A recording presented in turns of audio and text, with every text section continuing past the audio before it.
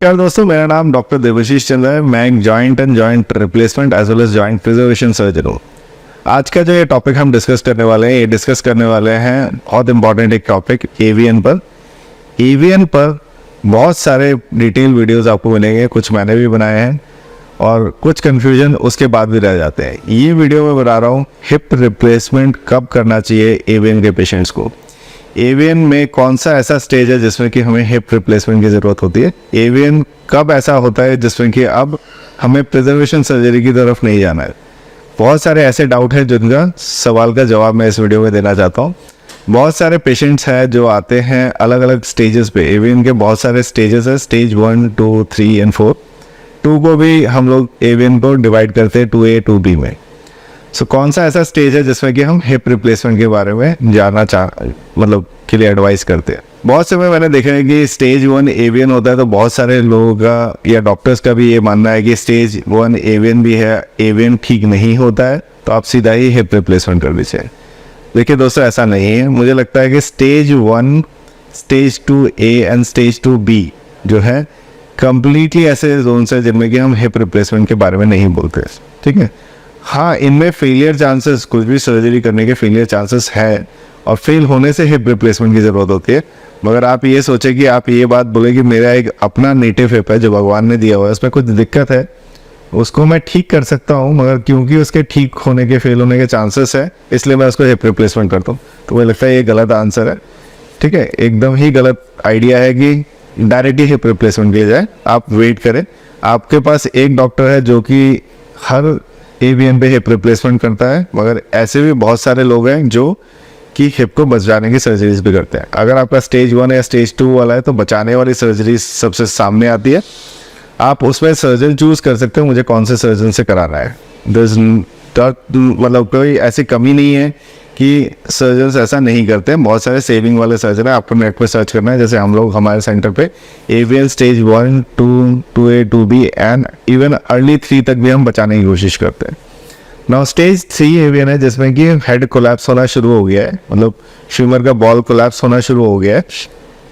क्या उसमें भी हम बचाने की सर्जरीज कर सकते हैं? हाँ, उस पर भी हम बचाने की सर्जरीज कर सकते हैं। उसमें हम ऑस्टियोटोमीज करते हैं जिससे हम बचा देते हैं। तो ये स्टेज 3 के अर्ली फेजेस या सेक्टोरल छोटे कोलैप्स में बहुत कारगर होती है और इनसे भी बचाया जा सकता है। तो अब मैंने कह दिया 1, 2A 2B 3 के अर्ली फेज में या छोटे कोलैप्सेस में हम लोग हिप को बचा सकते हैं। नाउ किन में हम रिप्लेसमेंट करते हैं स्टेज वाइज अगर मैं बताऊं, स्टेज 3 लार्जर डिफेक्ट्स, पूरा almost 40-50% of the hip is involve या almost 80% of the hip is involve, जिसमें ये कोलैप्स स्टार्ट हो गया है, तो हम हिप रिप्लेसमेंट के लिए सोचते हैं। स्टेज 4 जिसमें कि कोलैप्स के साथ अब पूरा जॉइंट आर्थराइटिक बन गया है, उन केसेस में भी हम हिप रिप्लेसमेंट करते हैं।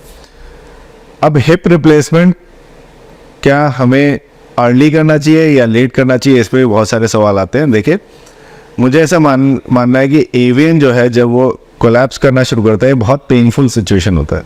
ठीक है, स्टेज 3 बहुत समय पेशेंट्स के 1 से 2 साल 3 साल तक परसिस्ट करता है, जिसमें एक बार थोड़ा कोलैप्स हुआ, बहुत पेनफुल हुआ, उसके बाद कुछ दिन अच्छे गए, फिर कोलैप्स हुआ, फिर पेनफुल हुआ। ये जो है सीक्वेंस अप एंड डाउन चलता ही रहता है। तो उन केसेस में मेरी एडवाइस ये है कि अगर आपको बहुत पेन हो रहा है और आप चलना फिरना बंद कर दे रहे हैं, क्योंकि ये 1 या 2 या 3 साल की बात कर रहा हूँ कि इस ड्यूरेशन में कंटिन्यू चल रहा है, अगर ऐसा हो रहा है तो मुझे लगता है आप हिप रिप्लेसमेंट करा सकते हैं, हिप रिप्लेसमेंट के से लिए जा सकते हैं। क्योंकि देखिए, ये स्टेज 3 में कोलैप्स स्टार्ट होने के बाद ये ठीक नहीं होने वाला है, किसी भी तरीके से ठीक नहीं होने वाला है। ठीक है, अगर आपको दर्द इतना है कि आपने चलना फिरना बंद कर दिया, आप रोज पेन किलर खा रहे हो और आप अपनी डेली एक्टिविटीज़ नहीं कर पा रहे हो, लाइफ जो है मूवमेंट के साथ होनी चाहिए, सारी एक्टिविटीज़ करने लायक होनी चाहिए। और अनफॉर्चुनेटली एवीएन सिर्फ यंग लोगों में ही ज़्यादा देखा जा रहा है। तो मुझे ऐसा लगता है कि इन कंडीशंस में आप अपनी पेन फ्री लाइफ, अपनी सारी एक्टिव लाइफ जी सकते हैं हिप रिप्लेसमेंट के साथ। और हिप रिप्लेसमेंट एक बार करने से कम नहीं होने से भी 30 से 35 साल 40 साल चलता है।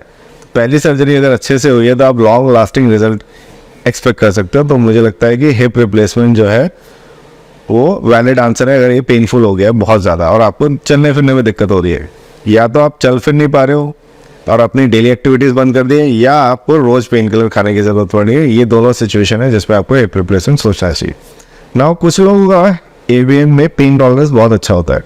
स्टेज 3 भी आ गए मगर अपनी एक्टिविटीज़ कर पा रहे हैं और उनको पेन बहुत ज़्यादा नहीं है, तो मुझे लगता है कि वो कंटिन्यू कर सकते हैं, कोई हार्म नहीं है, और वो धीरे धीरे ग्रेजुअली स्टेज 4 पे चले जाते हैं। अब बहुत सारे लोग होते हैं कि अच्छा जितना चल रहा है चलने दो। मैं आपको समझाना चाहता हूँ कि ये फिलॉसफी भी राइट नहीं है। क्यों? क्योंकि चलने से सालों साल चल सकता है, कोई प्रॉब्लम नहीं है, मगर क्या है कि आपका हेड जो है कोलैप्स हो रहा है तो एक पैर जो है छोटा होता हुआ चला जा रहा है आपका। तो जैसे ही छोटा होना शुरू होगा आपके कमर की पेल्विस एक साइड में ड्रूप करती रहेगी और स्पाइन दूसरी तरफ टिल्ट होता रहेगा।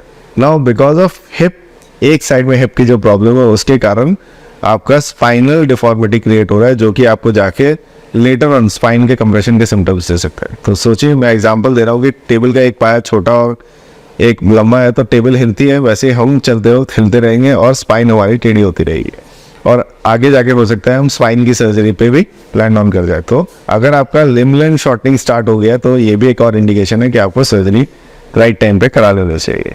ठीक है। स्टेज 4 AVM, जिसमें कि कम्प्लीटली इरोड हो चुका है और ऊंचा नीचा सेकेंडरी ऑस्टियोआर्थराइटिस भी डेवलप हो चुका है, तो मुझे लगता है दोस्तों इसमें अब वेट करने का कोई मतलब नहीं है। बहुत सारे पेशेंट ऐसे हैं कि वो कहते हैं कि डॉक्टर साहब हमें जो है सेव करने की सर्जरी करानी है। देखिए, एक लॉजिकल आंसर होता है, एक होता है इलॉजिकल एक्सपेक्टेशंस। ठीक है।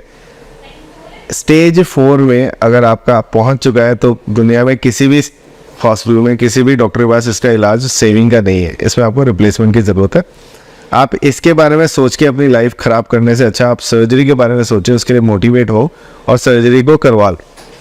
सर्जरी को करवा के आप अपने सारी एक्टिविटीज़, सारी तरह की हर तरह की एक्टिविटीज़ कर सकते हैं। ठीक है। अब जब पेशेंट ये डिसीजन लेता है कि मुझे हिप रिप्लेसमेंट की ज़रूरत है, तो हमें हिप रिप्लेसमेंट कितनी जल्दी करानी चाहिए। देखिए, हिप रिप्लेसमेंट स्टेज 3 में अगर पेनफुल हो गया है, पेन किलर ले रहे हैं डेली, या आपका चलना फिरना कम हो गया है, या आपका पैर छोटा बड़ा बहुत ज़्यादा हो गया है जिससे स्पाइनल डिफॉर्मिटी हो सकती है, तो फटाफट करा लीजिए। उसके बाद आता है स्टेज 4 वाले। अगर आपको स्टेज 4 है, आप डायरेक्टली सर्जरी के लिए प्लान करें, वेस्ट ना करें टाइम, क्योंकि इससे स्पाइनल डिफॉर्मिटीज़ और बोन स्टॉक, हड्डियां नरम हो जाना, उसके साथ मसल वेस्टिंग, बहुत सारे मसल्स खराब हो जाते हैं, और साइकोलॉजिकली मेंटली आप सारा दिन यही सोचते रहेंगे मेरे हिप में दर्द है, मेरे हिप में दर्द है, मेरे हिप में दर्द है। तो मुझे लगता है कि डिसीजन करिए और सर्जरी को कराइए। जब तक आपने डिसीजन मेकिंग कर रहे हैं तब तक आपको क्या चीज़ें करनी है वो मैं बता देता हूँ। नंबर 1, आप अपनी एक्सरसाइज एक्टिविटीज़ हिप के अराउंड करते रहिए ताकि मसल वेस्टिंग ना हो।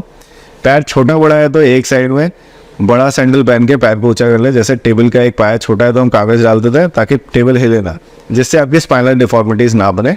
नंबर 3, आप इस वेटिंग पीरियड में जिन्होंने सर्जरी कराई है और सक्सेसफुल है उन लोगों से मिलें, उनके एक्सपीरियंसेस शेयर करें और डिसाइड करें कौन से सर्जन के पास मुझे जाने की ज़रूरत है। रिलेटेड वीडियोस जितने भी हैं हिप के रिप्लेसमेंट से रिलेटेड, उन सारी वीडियोस को देखिए। आपके बहुत सारे सवाल है, जवाब बनेंगे। सवाल और डाउट्स को डॉक्टर के पास जाके इनको क्लियर करें। ये सारी चीज़ें करने से आपका प्रिपरेशन टाइम बहुत अच्छा रहेगा, आपको रिकवरी भी फास्ट होने वाली है, और हो सकता है कि आप हिप रिप्लेसमेंट के बाद अपनी सारी एक्टिविटीज़ नॉर्मल कर पाए। तो दोस्तों, ये है हिप रिप्लेसमेंट कब करानी चाहिए हमें आफ्टर AVM, उसकी डिटेल वीडियो मैंने बनाई है। इसके बाद भी मुझे लगता है कि आपका बहुत सारे डाउट्स होंगे जो आपके दिमाग में आएंगे। अगर ऐसे कोई डाउट है तो डेफिनेटली मुझे पूछिए, मैं उनके आंसर करने की कोशिश करूँगा। Thanks for watching this video. और अगर आपको मेरे चैनल पे दिए गए वीडियोस अच्छे लगते हैं तो डू लाइक एंड शेयर। इन लोगों को शेयर करिए जिन लोगों को इनकी ज़रूरत है। Thank you.